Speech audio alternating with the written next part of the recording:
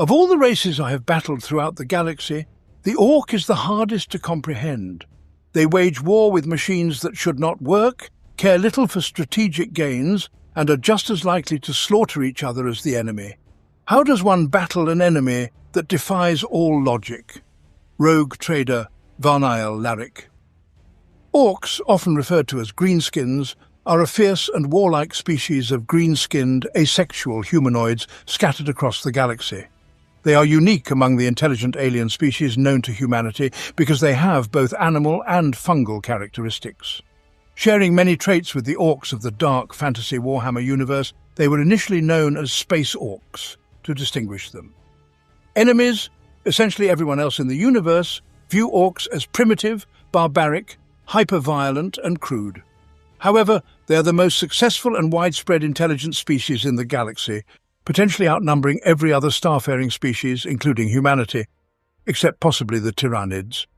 Greenskins are among the most dangerous alien races in the galaxy.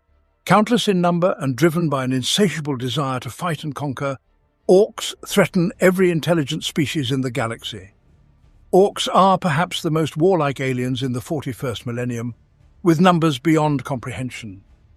Amidst constant seething tides of battle and bloodshed, Ork stellar empires rise and fall. Fortunately, most of these empires are short-lived, soon destroying themselves in a maelstrom of violence and internal conflict. But if Orks ever truly unified, they would crush all opposition. Orks generate a powerful psychic gestalt field that enables them to achieve many feats of technological engineering that might otherwise seem impossible. The strength of this psychic field increases with the number of greenskins present in a location. As more Orks gather, even more are drawn to them, and their collective power and intelligence grow. The Orks' insatiable thirst for battle has historically been their downfall. Ork tribes often spend much of their time fighting among themselves, waging brutal wars where only the strongest survive. Occasionally, an Ork leader emerges who is powerful enough to defeat his rivals and unite the warring tribes. His success attracts other tribes, leading to a massive wag, a combination of migration and holy war that can annihilate entire star systems. When the Orks go on the rampage, the galaxy trembles, and, in the age of the Dark Imperium, there are more wag than ever before recorded. The Orks are a biologically engineered species, created over 60 million Terran years ago as a warrior race initially called the Krork by the long-vanished reptilian alien species known as the Old Ones, whom the Orks call the Brain Boys. The ancient Krork possessed more advanced technology than the current green-skin race and were on average larger, with some standing as tall as 40 feet. The Orks were created by the Brain Boys to fight the Necrons and their Catan masters in the great interstellar conflict, known as the War in Heaven, which shattered the Old Ones' galactic civilization that existed before the rise of the Eldari. Orks are genetically engineered to be muscular, aggressive, and not too bright. Their technology is maintained by a caste of odd boys who have genetically implanted dispositions and technical knowledge that give them exceptional skill in maintaining and developing technology. Nonetheless, this skill is an unconscious one, preserved through genetic memories embedded in the odd boys' DNA by the Brain Boys millions of standard years ago. In fact, the Brain Boys were apparently capable of encoding information on how to construct simple machinery into the genomes of all Orks. Consequently, Mech Boys require very little training in their roles within Ork culture, as they comprehend mechanical principles on an instinctive level. Orks lack individual psychic abilities, as the Old Ones denied them such powers. However, they possess a sort of collaborative, collective psychic ability. If enough Orks believe something is true, it will actually manifest in real space through their gestalt psychic power drawn from the immaterium. For example, Ork rockets painted yellow create larger explosions simply because the vast majority of Orks believe they do. This is also why much of the Orks' seemingly ramshackle technology inflicts terrible damage in their hands, but ceases to function when used by other intelligent races. When the Emperor of Mankind revealed himself to humanity following the long night of the Age of Strife in the early 30th millennium, he unified war-torn Terra for the first time in millennia. After conquering Terra, he aimed to extend his great crusade to the stars. Having laid the foundations of the Imperium of Man, he launched his massive armies into the galaxy, seeking to bring all human-settled space under a unified stellar empire. During these early conquests, many Imperial expeditionary fleets encountered the Greenskin menace, a violent Xenos species named Orks by the early Imperium. Within the Telon Reach was an Ork empire rivaling the one centered on Ullanor, with the scrap world of Goro at its core. The Ork tech caste, the Mech Boys, dominated the Orks of Goro and made the world their own. The dominant tech caste on Goro seemed fascinated by a unique form of plasma technology. Capable of generating destructive yields of terrifying potency, these plasma weapons significantly hindered the Great Crusade's advance across the Telon Reach. The Emperor decreed that Goro must be destroyed. When a 1,000-strong fleet of warships emerged from the warp above Goro, the Emperor himself gave the order to commence the assault. Horus, Primarch of the vaunted Lunar Wolves Space Marine Legion and the Emperor's favoured son, stood at his side watching as tens of thousands of assault craft spread out from the fleet. The Lunar Wolves teleported into the scrap layers beneath the planet's surface, forced to hollow out Goro from within due to the planet's high resistance to orbital bombardment. Leading the charge were the Emperor and Horus, accompanied by a guard of black-armoured Justerin Terminators from the Lunar Wolves' First Company and the golden-clad warriors of the Legio Custodes. As the Space Marines attacked, the Ork resistance was near overwhelming.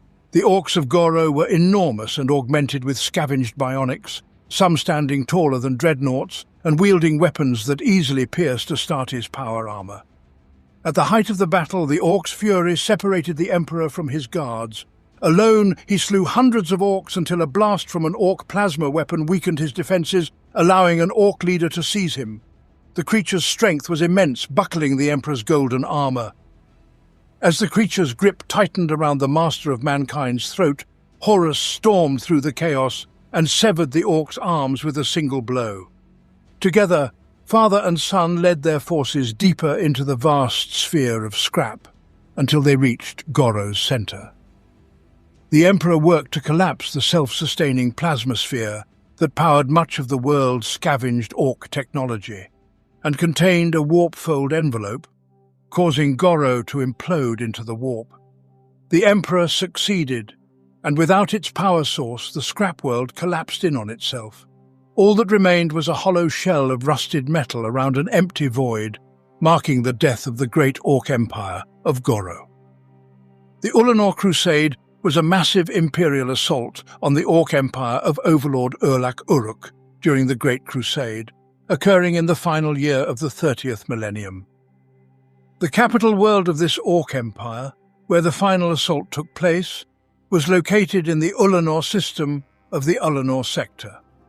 This sector had long been dominated by Urlak Uruk's Greenskin Pocket Empire. The Crusade saw the deployment of 100,000 Space Marines, 8 million Imperial Army forces, and thousands of Imperial starships and their support personnel. The Lunar Wolves led the charge into the heart of Urlak's fortress palace.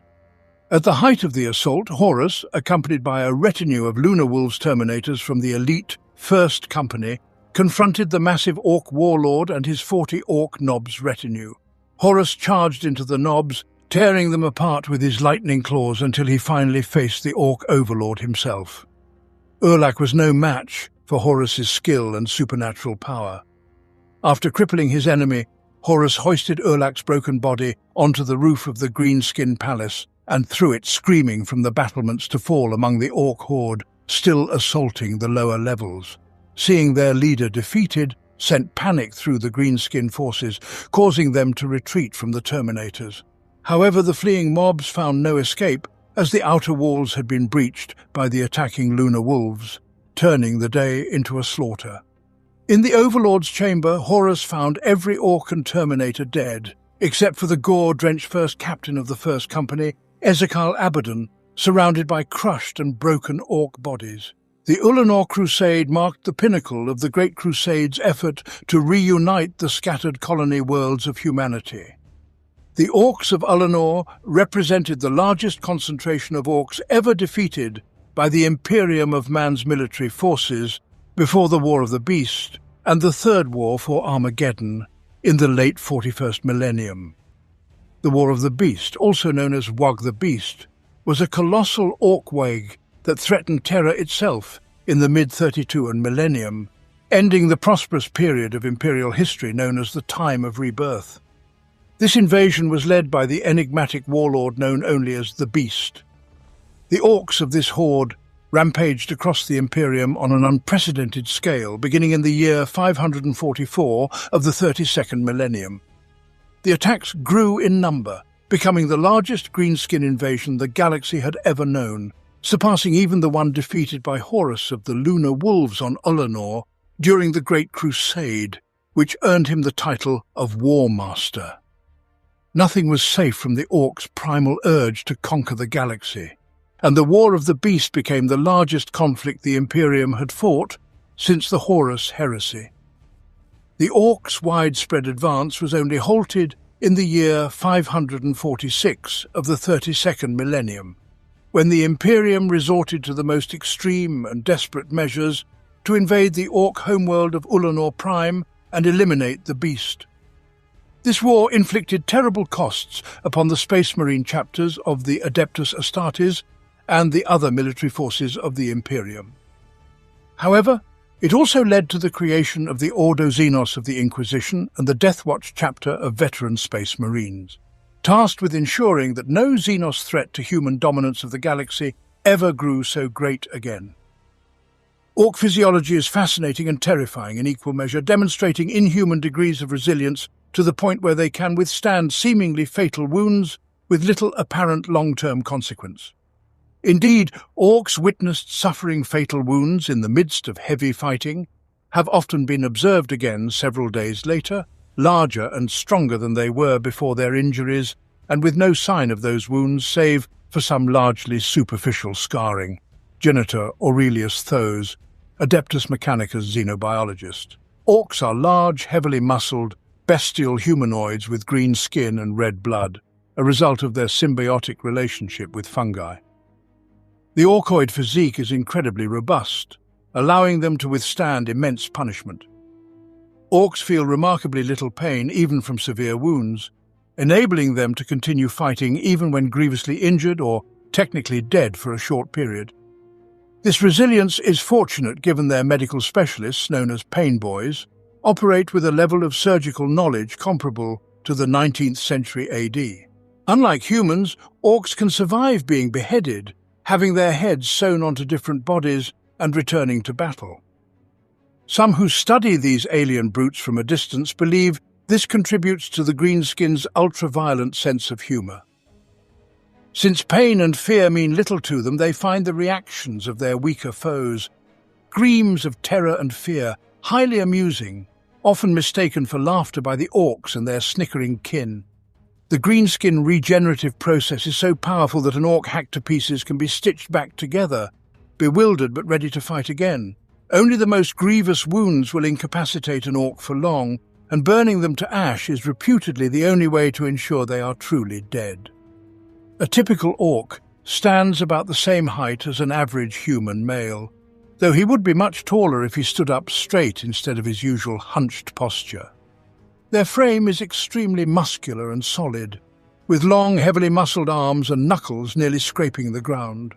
Their gnarled hands end in taloned fingers capable of tearing an enemy's throat out effortlessly. An orc's skin is green and tough as leather, covered in scars, scabs, pockmarks and parasites. Their skulls are extremely thick, able to withstand impacts that would crush a human head. Heavy brows shade their blood-red eyes, burning with the desire to kill. Jagged fangs jut from their massive jaws, which would not look out of place on a much larger predator. When orcs speak, it is in a slow, gruff tone, thick with saliva and guttural curses. Their speech is sparse, brutal, and direct. A particularly favoured ingredient in their diet is squigs, short for squiggly beasts, a variety of the symbiotic orcoid species about the size of a Terran house cat but legless. These include the eat-in squig, a limbless blob that feeds on fungus, the growler squig, a legged variety used as a sheepdog for Gretchen, the attack squig, a powerfully voracious little beast also available as an item of war gear, and the face-eater squig, a ferociously toothed variety used as both a weapon and for face-eating contests. In these contests, the orc and the squig both open their mouths and bite in a parody of a kiss. If the orc eats the squig, he wins. If he falls over backwards, he loses. There's also a larger subspecies of squig called a squiggoth, ranging in size from that of an elephant to a 60-plus foot monstrosity capable of stomping buildings into rubble. Squiggoths are used as pack animals and in combat as carriers of mobile fortresses.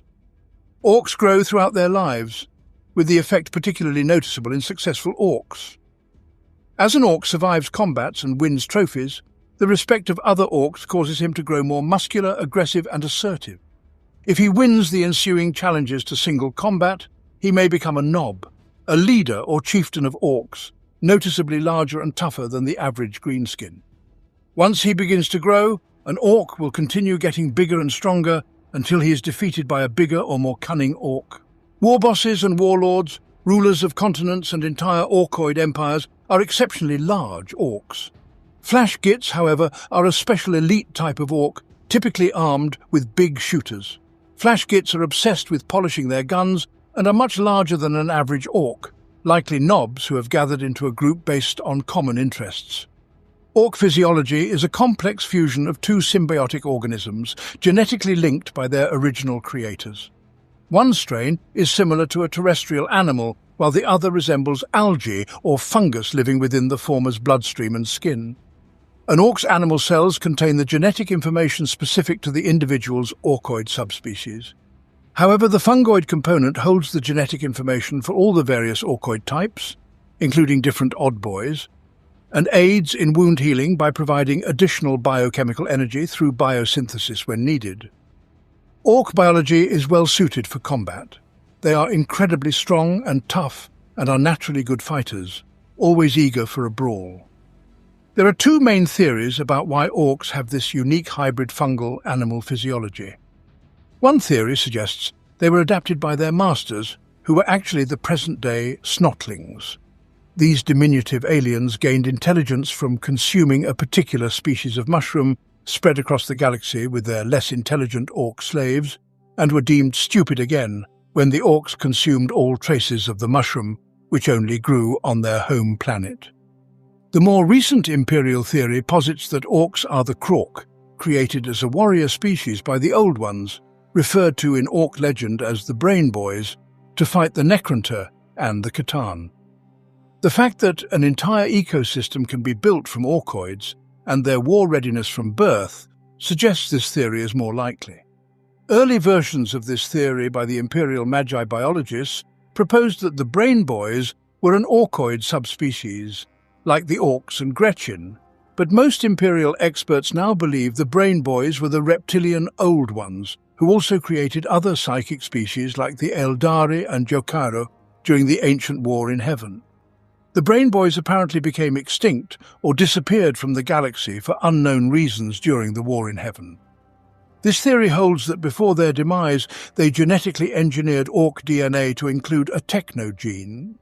This gene develops in orcs as they grow, influencing their minds and releasing genetically encoded knowledge. Similar to how a human baby will instinctively hold its breath underwater or a horse can walk shortly after birth, an orc's technogene provides information on how to fight, operate weapons, and speak the orc language.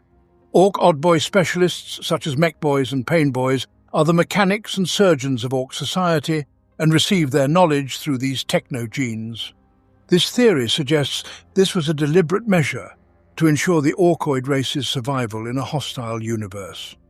As noted, theories abound that orcs harbour genetic traits of both animal and fungal life forms, giving them their remarkable resilience. Imperial scholars suggest the green coloration of orcs could be due to some form of algae or green fungus that permeates their cellular makeup. Such a substance could rapidly repair damaged tissue, contributing to the orc's extremely durable metabolism. Observers of other species who support this theory point to the well-known fact that an orc's head can remain alive for some time after being severed from the body. Indeed, Operations to reattach these heads are a staple of many painboys' practices, with staple being quite literal. Despite the many questions surrounding the greenskin species, one indisputable fact is their relentless bloodthirstiness.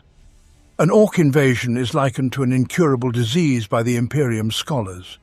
Once a world or star system faces an orc attack, it will be ravaged repeatedly until it finally withers and dies. Even as a world's defenders celebrate their first victory over the orc invaders, new tribes of greenskins will be multiplying in the dark corners of the victorious world. Simultaneously, orc survivors will carry news of the fight through the void, spreading tales of the good battle a particular world put up. Eager to join the fray, fresh waves of orcs will soon descend upon the horrified defenders, often before the damage from the previous orc incursion has been repaired. These attacks will escalate in severity, with waves of greenskins from space supplemented by tribes rising from the world's wilderness.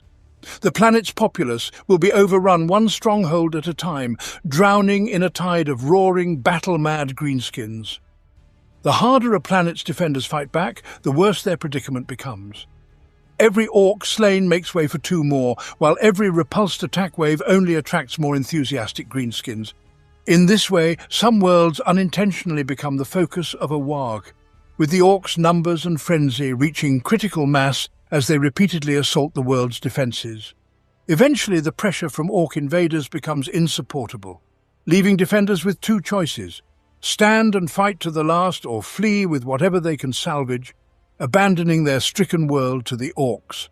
Subject species orc. Height is 7 feet 2 inches, which is approximately 10 inches above the observed average. Weight is 360 pounds, consisting mostly of dense skeletal structure and musculature, and about 31% above the observed average. Epidermal layer is thick and lacking in nerve endings compared to the human norm. Pain response is less than anticipated, demonstrating extreme tolerance for discomfort. Previous test has awakened the subject and it now attempts to free itself. Muscle relaxant administered to reduce disruptive motion at 460% of human standard dosage. Tolerance for chemical influences is considerable. Preparing to open the chest cavity. Genator Aurelius Thos, Adeptus Mechanicus xenobiologist. Orcs have not only survived but thrived, outnumbering even the countless trillions of humans across the galaxy. This is partly due to their unique reproductive method. Orcs release fungal spores that grow into a plant-like womb underground, nourishing the developing bodies of various orcoid species. This process forms the basis of the orcoid ecosystem, first producing squigs, then snotlings who cultivate the squigs and orcoid fungus, then Gretchen who build greenskin settlements, and finally the orcs themselves. This means orcs always have ample food, slaves and resources, creating a self-sustaining orcoid ecosystem that supports them as they unleash their war. Eliminating orcs from a planet is exceedingly difficult, even if the initial invasion is defeated. Orcs release spores throughout their lives, but they do so massively at the moment of death. Without nearby orcs, the orcoid fungus will eventually restart the orcoid life cycle. Decades after an orc warg, settlements may face unexpected attacks from feral orc tribes emerging from the wilderness. The only effective way to remove orcs from a planet is through a planetary exterminatus action.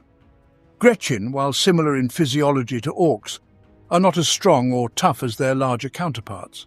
To compensate, Gretchen possess an abundance of low cunning. Known as grots to the orcs, Gretchen are even more numerous than orcs. They scurry around the larger greenskins on scrawny legs, snatching and stealing from the unwary. Gretchen have large, bulbous heads and wide, tattered ears that flatten against their bald pates when they are afraid, which is most of the time. Sharp fangs fill their jaws, ever ready to bite the weak or infirm, and malice gleams in their eyes whenever there is an opportunity for violence. Their large and protruding noses give them an excellent sense of smell. Their ears provide advanced hearing, and their eyesight is acute even in the dark. These traits, combined with a heightened instinct for self-preservation, allow Gretchen to survive and even thrive in a society dominated by vicious predators. Some grots have such honed survival instincts but they may possess a rudimentary sixth sense or are naturally far luckier than they should be. Gretchen improved their survival chances by being obsequious to their orc masters. Though braver Gretchen may make rude gestures behind the backs of larger greenskins, few risk doing so openly. Grots are fast learners and quick to spot opportunities, often becoming assistants or servants to more important orcs like mech boys or knobs. Others try to stay out of the orcs' way, creating hideouts amid scrap piles or tunnels too small for orcs to enter. When it's time for war, grots are flushed out of these hidey holes en masse by the gnashing squighounds of the Runthards, or a few enthusiastic burner boys. Alone, a single Gretchen poses little threat to a human-sized adversary. However, their strength lies in numbers. On the battlefield, Gretchen advance in great mobs, firing volleys of scavenged ammunition from poor-quality weapons before diving upon the fallen to loot the corpses. Even the most skilled enemy warriors have found themselves overwhelmed when cornered by a mob of shrieking grots. They are especially dangerous during naval boarding actions, where they avoid bloody fights, instead squirming through air ducts, sabotaging or looting vital components, and overwhelming triage stations full of helpless wounded. When grots wreck a starship's void shield generator or overrun a choke point mid-battle, the enemy learns to respect these nasty little greenskins quickly. I attempted to exterminate one of their ramshackle armies before, and consider it my greatest lapse in judgment. Since then, whenever I encounter their green taint upon a world, I simply destroy the planet. Håkon Irontongue, Parl, Ordoxenos Inquisitor. Snotlings, often called snots, resemble tiny, immature Gretchen. Their scrawny limbs are too small to handle weapons larger or more complicated than shards of broken glass or pieces of scrap. Lacking the violent tendencies of their larger kin, they make poor soldiers and are mainly kept as pets by their orc masters. However, they serve as excellent ammunition for the peculiar weapon known as the shock attack gun. Despite their shortcomings in combat, snotlings play a crucial role in orcoid society. They cultivate the extensive fungi patches that grow around orc settlements, providing food, drink and medicine for the entire greenskin race. Snotlings also tend to the ferocious squiggly beasts that inhabit the orc cesspits, known as the drops. Their natural affinity with these creatures is far greater than that of other greenskins. This means that only a few dozen snotling attendants are devoured alive by their ravenous charges each day. The snotling populations around orc settlements are managed and cultivated by a caste of orcs known as Runthards. These grizzled and ruthless slavers use various methods to intimidate their charges into anxious obedience, including the much-feared grot prod and the ferocious squighound. Squigs, or squiggly beasts, are a vital part of the mobile and aggressive orcoid ecosystem. They consume the refuse of the orcs, as well as local plants, animals, and often each other, and the orcs in turn eat the squigs. There are many forms of squigs, each with numerous subtypes. Mechboys extract viscous black lubricant from the snouts of oil squigs to keep gears and machinery working. Painboys use mending squigs to stitch wounds shut or reattach limbs.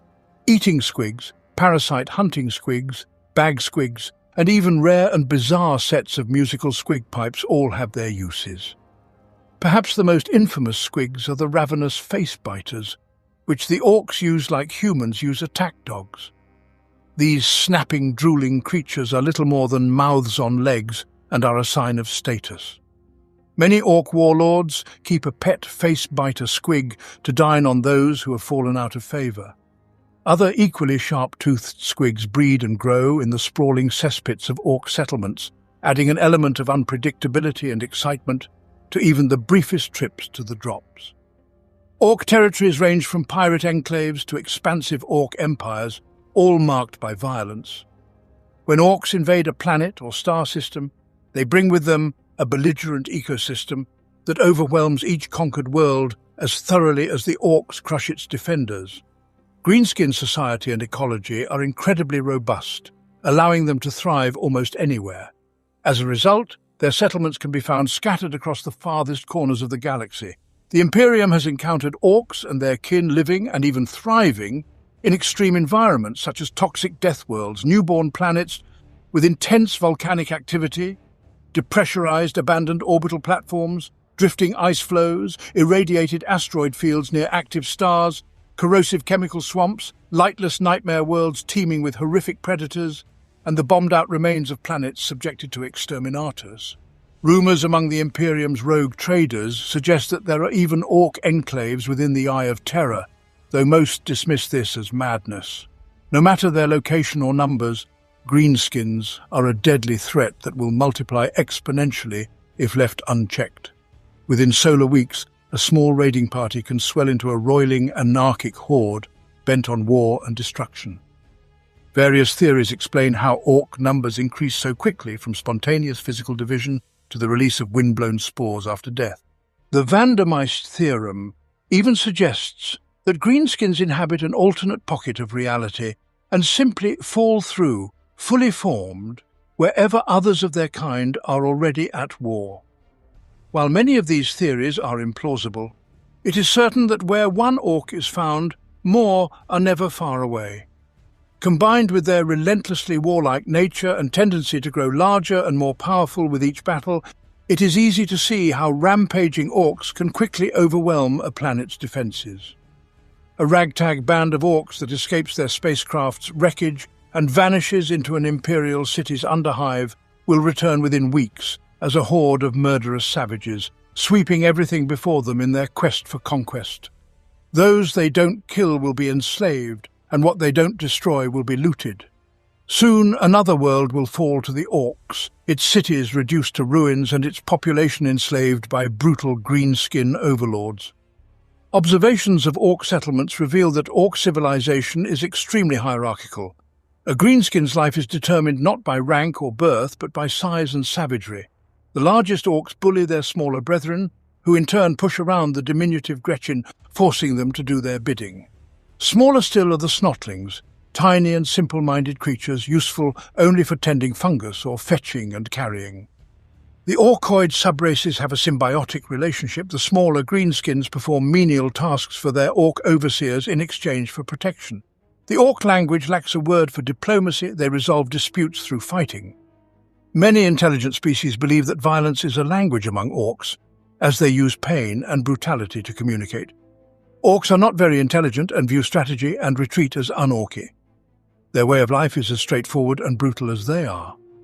Orcs act on instinct and ability, driving them in a cycle of violence and conquest. Orcs have their own distinct culture, the origins of which are lost in the past.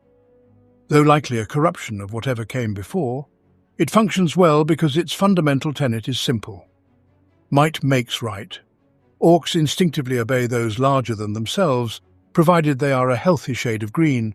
Most orcs would rather die than bow to a non-greenskin. The rulers of orc society are the most powerful orcs, known as war bosses or warlords. These monstrous killing machines can reach up to 10 feet in height, with muscular bulk, making them wider at the shoulders than a fully armoured space marine. While some war bosses rise through cunning, most seize power through brute force. A war boss rules all he surveys, enforcing his decisions through sheer strength. His decisions are backed by nobs, larger and more aggressive orcs who never miss a chance to assert their dominance. An orc horde, often hundreds or thousands strong, is composed of mobs of infantry called boys. Goth clan mobs are famous for their large numbers, often outnumbering their foes several times over. Orcs tend to be lazy and forgetful, with war and its preparations bringing out their innate talents. The larger, meaner orc boys dominate the smaller ones, but even subservient orcs are of limited use for non-fighting tasks. The day-to-day running of orc society is left to the Gretchen, who prepare food, take messages, haul items, organize activities and serve as punching bags. This allows orcs to focus on fighting and finding new ways to kill. Gretchen are content with their role and bear little resentment toward their superiors. Questioning their situation usually leads to a slap and not much else. Individual Gretchen can have a relatively comfortable life by providing valuable services to their orc masters. Gretchen have created their own enterprise culture within orc society, operating black market businesses, selling fungus beer, roasting squigs on sticks, coordinating bets on fights and looting corpses. The anarchic nature of the orcs means that their military groupings frequently change, but they are always ruled by martial power, often delivered as a punch to the face. The typical orc army is a warband, a term that can refer to anything from a few mobs to hundreds of fierce greenskins. Multiple warbands form a tribe led by the most powerful orc, the warboss. Each warband is commanded by its own warboss or another especially violent orc, while the monstrous warbosses known as warlords are so powerful that their brutal command is respected by many tribes. All orcs belong to a tribe, but most are also part of a clan or clan, a permanent social group of like-minded fighters identified by the colours and crude orc glyphs they display on their bodies and vehicles. An orc clan is a massive group of orcs who share a lasting philosophical outlook on greenskin life. The great greenskin thinker Archimedes once suggested, "Thinking is for gits, but everyone's a git, so you might as well think like some other gits," which has come to represent the clans over the years. Each clan is not a true community, as they are scattered throughout the galaxy and comprise many different tribes. However, they form the foundation upon which all orcs build their existence. While orc tribes are constantly changing, breaking apart and reforming, clan ties are more stable and enduring. Orc clans represent the various aspects of orcish character, each with its own colours, markings, defining characteristics and ways of waging war. It's possible that an orc's clan affiliation might be partly genetic, as members of the same clan often share physical traits that distinguish them from members of other clans. For instance, bad moons have a faster growth rate of their teeth. An orc tribe typically includes orcs from many different clans. So when tribes fight each other, orcs often find themselves battling foes from their own clan. This is normal since an orc's allegiance is to his warband or tribal warboss rather than his clan. Despite this, interclan rivalry is intense within most orc tribes. Orcs are an incredibly anarchic race. Their armies and settlements appear disorganized to outsiders. Yet, orc society is governed by rugged traditions that no greenskin would ever consider changing. Orcs thrive on conflict. The strongest rise to the top, while the weak become subservient and benefit from the superior leadership and head-kicking skills of their conquerors. To an orc, this state of affairs is perfectly satisfactory. If an orc tribe is defeated by a stronger tribe, the defeated orcs welcome the opportunity to be led into battle by a new, more powerful leader. A tribe includes all orcs in a given location, regardless of their cult or clan affiliation, because ultimately an orc is an orc, and they will always unite against a common foe. Each tribe is led by a warlord whose authority and power hold this loose confederation in check and prevent civil war between rival elements. Tribes can range in size from a few hundred orcs to a few million, depending on the war leader's influence. Since a warlord cannot be everywhere at once, tribes are divided into warbands, each led by a factional leader called a warboss. Each warboss commands a warband of about 100 orcs, forming a rough and ready army capable of taking on almost any foe. Most warbands have a core of orc boy infantry, but they vary greatly from one to the next. Like-minded orcs tend to cluster together, resulting in warbands filled with mechanized speed freaks or pyromaniac burner boys. The warboss's preferences also shape their warband's appearance and fighting style, with some favoring masses of charging boys and hulking knobs, while others prefer columns of ragged armored vehicles or batteries of massive shooters and artillery. Although all orcs belong to a tribe, most also belong to clans, such as the Goths or Evil Sons. Tribes are constantly breaking apart and reforming in battle, but the clans are constant and enduring. A large tribe usually includes many different clans, each with its own distinct character and identity. While many sources state that there are numerous orc clans, only 6 are truly widespread and found in almost every orc tribe in the galaxy. The Bad Moons, the Blood Axes, the Death Skulls, the Evil Sons, the Goths, and the Snakebites. Most warbands or tribes will contain representatives of at least one of these clans, each with distinct cultural preferences, traits, and strengths. The Bad Moons are the wealthiest orcs, thanks to their rapidly growing teeth. This isn't seen as an unfair advantage, as any sufficiently big and nasty orc can simply knock the teeth out of a Bad Moon's head. The Bad Moons act as the merchant caste in Orc society and are known for their showiness. They are constantly buying, selling, swapping and conning to accumulate more teeth. The highest ranking among them wear gaudy war banners on their backs, and the richest flaunt their wealth with teeth necklaces. They trade with other orcs to acquire the biggest guns, the flashiest war gear, and the best food. But they aren't as focused on close combat as other orcs. They have a higher proportion of weird boys than other clans, who use their wealth to dress flamboyantly but are dragged into battle like any other weapon. The signature mob of the Bad Moons are the Flash Gits, orcs with devastating custom shooters who love the best war gear and clothing. Captain Badruk, the infamous orc freebooter, is a Bad Moon who was expelled from the clan for having too many teeth. Bad Moons have a particular fondness for gold, and often sport glinting teeth in their grins. They favour golden, yellow and black for their war gear, which is painted with gaudy patterns in the clan colours. They also wear more jewellery and piercings than any other clan. The Bad Moon's clan sigil is a snarling moon on a field of flames. The Blood Axes were the first orcs to encounter the Imperium of Man and have adopted many human tactics, such as using camouflage, albeit brightly coloured, and retreating when losing. It don't count as losing, because we can also come back for another go, see? They often return with larger numbers after a retreat. They trade with humans for war gear and vehicles, and have even worked as mercenaries for the Imperium at times, such as during the massacre at Big Toph River. These actions have led other clans to view them as dangerously treacherous, cowardly, and un-orky. Most Blood Axes are backstabbing commandos, essentially serving as Orc Special Operations troops. They wear combat fatigues and forage caps in shades of green and drab colours, often in camouflage patterns, influenced by Imperial military style. The Blood Axe's clan motif is crossed, blooded axes.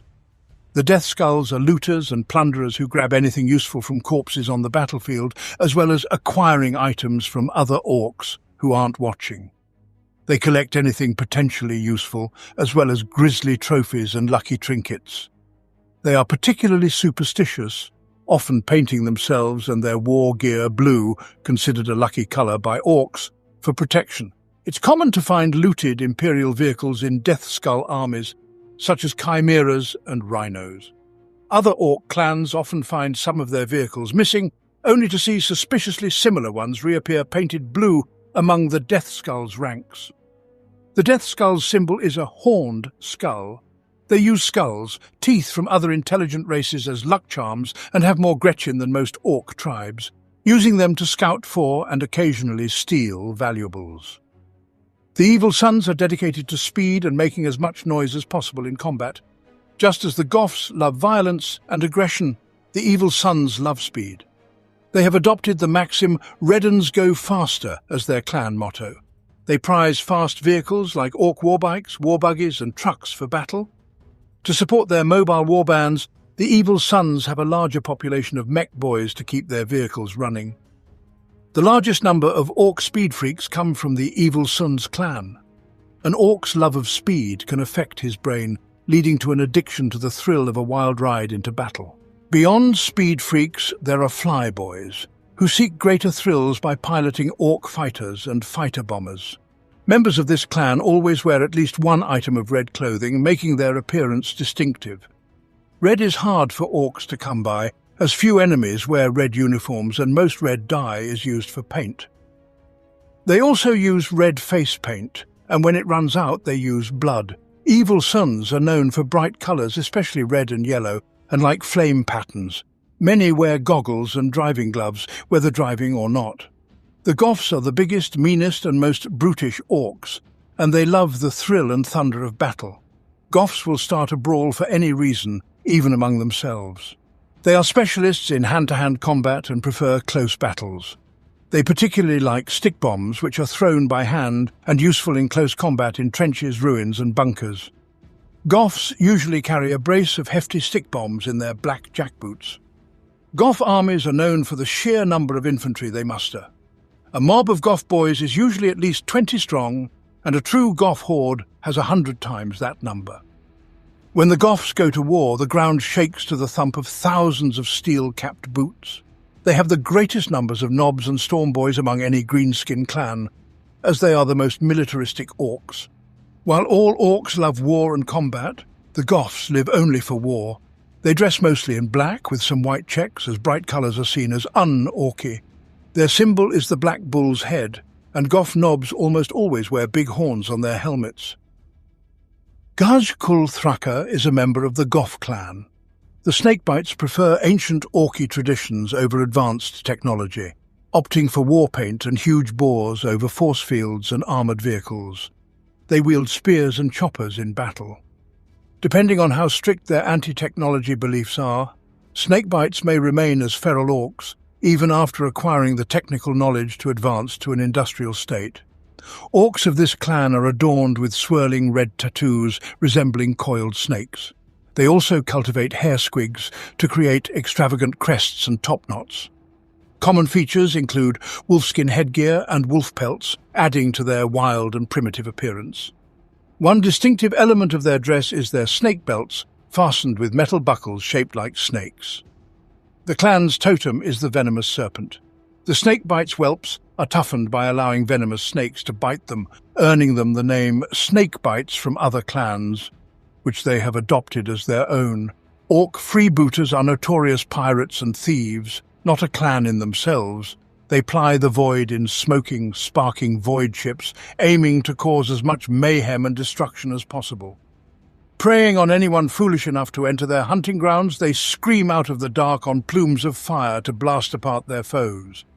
When an enemy vessel is crippled or tries to surrender, the freebooters board it, kill anything that moves, and steal everything that doesn't. They then haul their booty back to their hidden bases to count their ill-gotten gains. When a warboss wants to invade a planet, he calls on fleets of freebooters to fend off enemy ships and clear the way for the orcs to land. For this service, freebooters demand exorbitant scavenging rights and a fortune in teeth. A warboss has little choice but to pay, as freebooters who don't get their price often vanish into the void in search of more loot. Even if a freebooter's terms are met, they might still be swayed by better prospects, with the lure of easy plunder enough to distract most captains.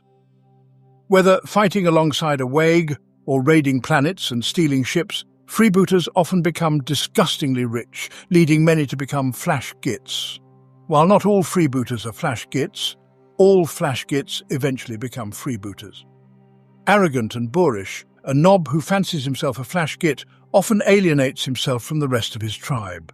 Whether due to self-aggrandizement, eating the local Big Mech's favourite grot oiler without permission, or flaunting a bigger, shinier shooter than the warboss, a flash git usually finds himself ejected from his tribe. When a whole band of nobs gets ideas above their place within the tribe, it can lead to bloody infighting, often resulting in a mob of newly freebooting flash gits departing. Once in their new situation, flash git mobs quickly take to the freebooter life. Fighting as mercenaries allows successful gits to accumulate vast wealth in a short time, which they can spend on themselves without a warboss taking a cut. With teeth flowing into their coffers, successful mobs of flash gits soon ride through the void in their own kill cruiser, wielding firearms that Deathskull's looters can only dream of stealing. They adorn themselves with finery, and even their grot minions wear gold-buttoned frock coats, loudly boasting of their master's wealth. Flash gits sport numerous piercings, furs, glyph plates, brightly coloured pirate garb, and extravagant hats. Despite their showy appearance, their hulking muscular bulk and bestial lethality remain evident. If orcs were just single-minded killing machines, they would still be dangerous, but unable to sustain the technology required to traverse the stars. Gretchen, though obedient if beaten regularly, are not inventive enough to maintain advanced weaponry or patch up casualties. These technical demands are met by a caste of orcs known as odd boys. Though strange to humans, these odd boys possess an innate understanding of their fields without needing instruction.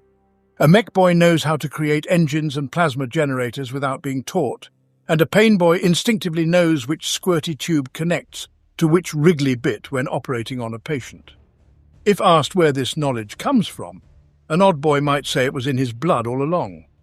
It seems possible that orcs' abilities to build machines practice medicine, or use psychic powers are passed down biologically.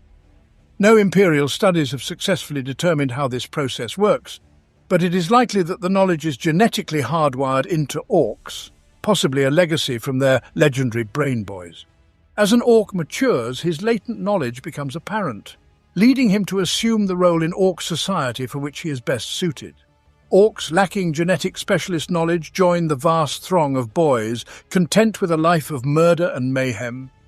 Here is a list of the most common odd boys found within orc society. Pain boys, also called mad docs or simply docs, are tasked with repairing injuries even beyond the regenerative abilities of orc physiology, such as severed limbs and brain damage. They use stabby bits as their medical tools. Orcs will only visit a pain boy as a last resort because these odd boys are notorious for experimenting on patients while they are under anesthesia, referred to as a concussion by other intelligent races. Pain boys attach crude bionics to orc patients created by mech boys, although they sometimes replace the wrong body part. This can be distressing for a patient who receives an exploding leg instead of a fixed arm. High-ranking pain boys are known as pain bosses and often have cyborg bodyguards.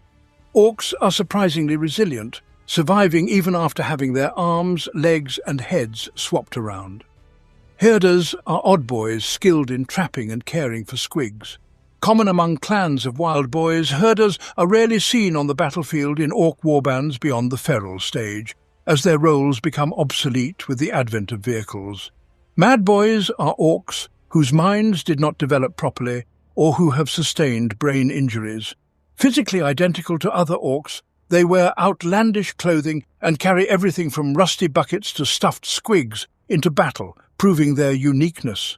Mad boys often form informal retinues for weird boys and live apart from other orcs in small shantytowns.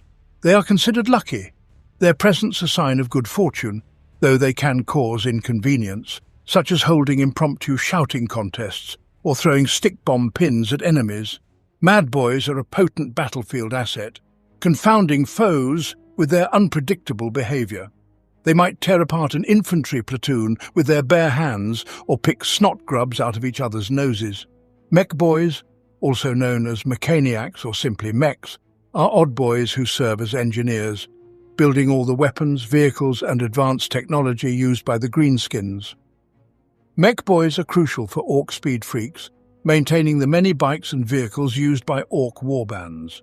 The most skilled mech boys are called big mechs, who lead groups of lesser mech boys armed with a variety of greenskin custom equipment and combi weapons.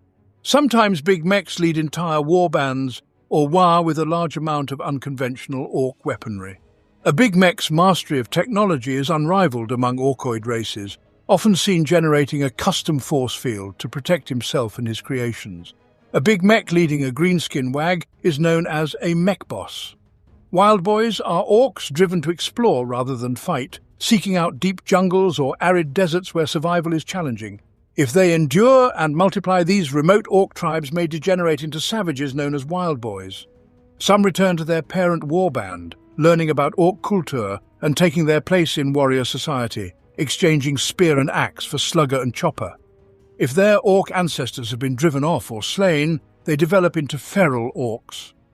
Initially posing little threat, feral orc tribes grow and breed larger squigs, riding great tusked beasts into battle. Through constant conflict, wild boy enclaves mature into fully fledged orc warbands, eventually spawning new wild boys. Pig docs are a unique class of odd boy, combining the roles of doc and mech. Though not as skilled as either individually, they are found in feral orc tribes, tending war boars ridden into battle by primitives. In battle, they provide doping to increase the ferocity of both beasts and orcs. Runtards, also known as slavers, are odd boys with the patience to care for their clan or warband's Gretchen and Snotlings.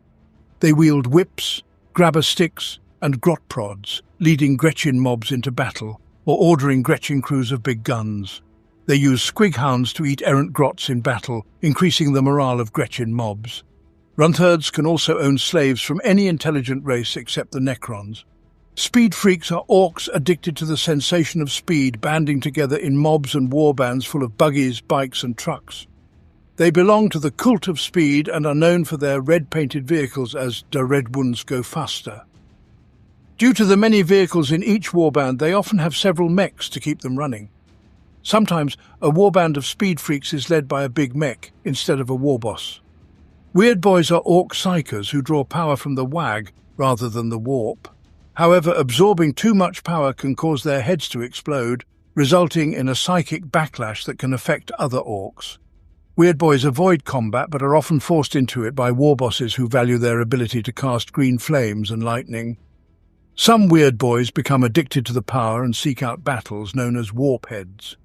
Other odd boys include some boys, orc teeth bankers, yellers, orc priests of Gork and Mork, and brew boys, cooks, all of whom play important support roles in orc culture, though not on the battlefield.